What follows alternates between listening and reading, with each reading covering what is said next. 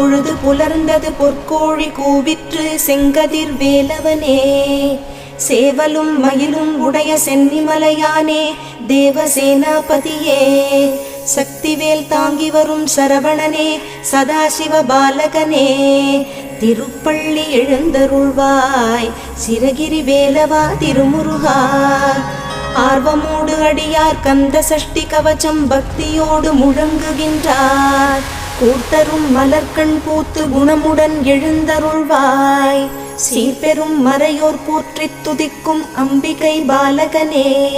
திருப்பள்ளி எழுந்தருள்வாய் சிரகிரி வேலவா திருமுருகா.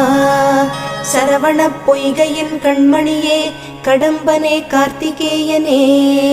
அன்னை அணைத்திட ஆறுமுகமான ஆதிபழனி ஆண்டவனே.